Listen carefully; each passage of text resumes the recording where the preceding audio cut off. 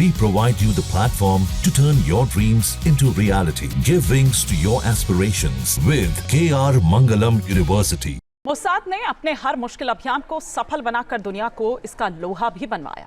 अकेले ईरान के खिलाफ मोसाद के इनपुट के चलते इजराइल को पहले दिन ही बड़ी कामयाबी मिली। उसने न सिर्फ ईरान के परमाणु केंद्रों को निशाना बनाया, बल्कि कई टॉप मिलिट्री कमांडर्स और वैज्ञानिकों को दुनिया से रुखसत कर दिया। यही कारण है कि अब ईरान के टारगेट में इजराइल की सेना ही नहीं, बल्कि मोसाद का हेडक्वार्टर भी आ गया है।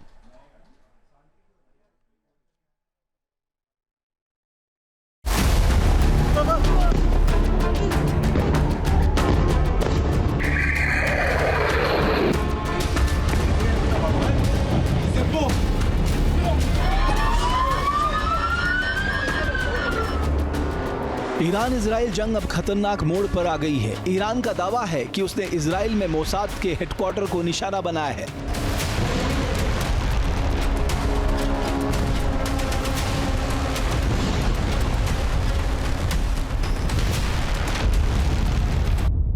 ईरान के मुताबिक उसने तेल अवीव के करीब हरीजीलिया में मौजूद सैन्य बेस ग्रीलोड कैंप को निशाना बनाया। यहां मौजूद मोसाद के मुख्यालय पर 4 मिसाइलें दागी।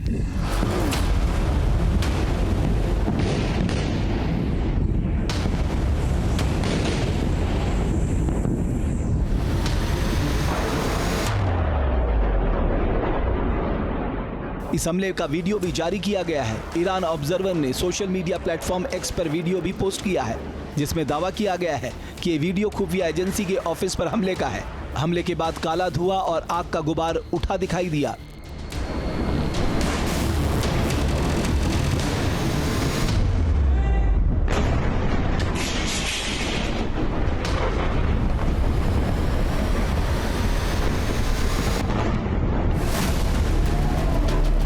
हालांकि इजराइल का दावा है कि सभी मिसाइलें निशाना चूक गई और मोसाद के हेडक्वार्टर से 600 से 1000 मीटर पहले ही गिर गई।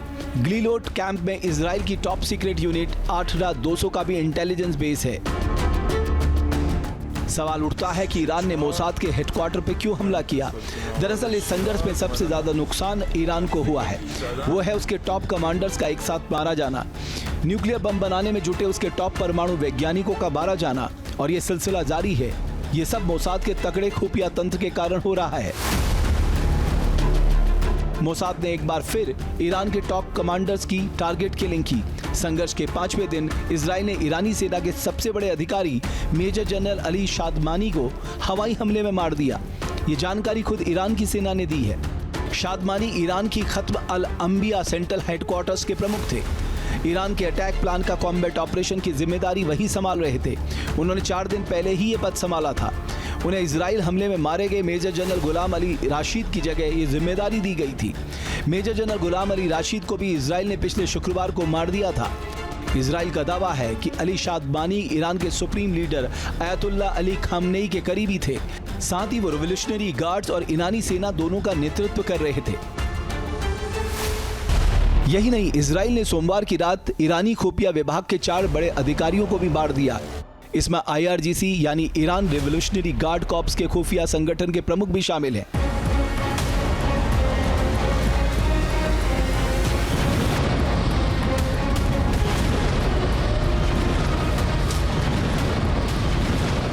तेहरान में हुए इजरायली हमले में खुफिया विभाग के जो अधिकारी मारे गए उनमें शामिल है IRGC खुफिया संगठन के चीफ मोहम्मद काजमी, IRGC खुफिया संगठन के deputy chief Mohammad Hassan Mohaqiq, Quds force intelligence के chief Mohsen Baqeri, Quds force intelligence के डिप्टी चीफ अबू अल फदल।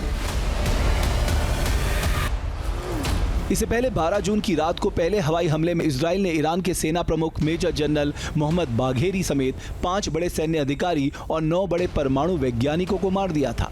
अब तक 14 परमाणु वैज्ञानिक मारे जा चुके हैं। ये सभी हमले इजरायली खुफिया एजेंसी मोसाद की सूचना पर हुए या फिर खुद मोसाद के एजेंट्स ने ईरान के अंदर रहकर ईरान के टॉप कमांडर्स और वैज्ञानिकों को ड्रोन हमले के जरिए मार दिया। यही नहीं, ईरान के अंदर मोसाद की मदद से ही इजराइल ने ईरान के nuclear plants, missile launcher sites जैसे अहम ठिकानों पर बमबारी की।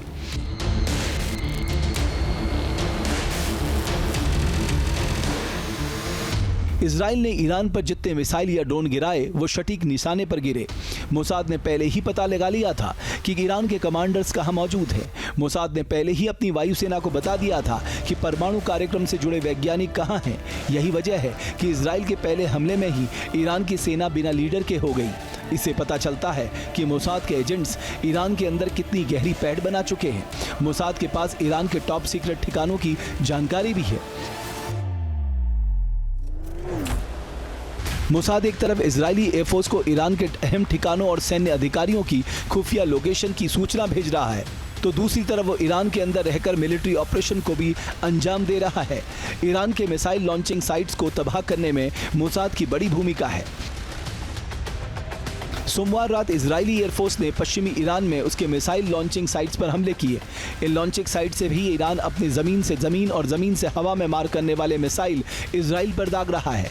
यहाँ पर मिसाइल और ड्रोन के गोदाम भी हैं जिन्हें इजराइल ने नष्ट कर दिया। मोसाद के एजेंट्स ईरान के अंदर ही ड्रोन अटैक भी कर रहे हैं। मोसाद ने ईरान के जन्नताबाद, असादाबाद और हमदान में ईरान के सैटेलाइट स्टेशन पर ड्रोन से हमले किए। सोमवार की रात मोसाद ने तेहरान और शिराज शहरों पर ड्रोन से टारगेटेड अटैक किए हैं।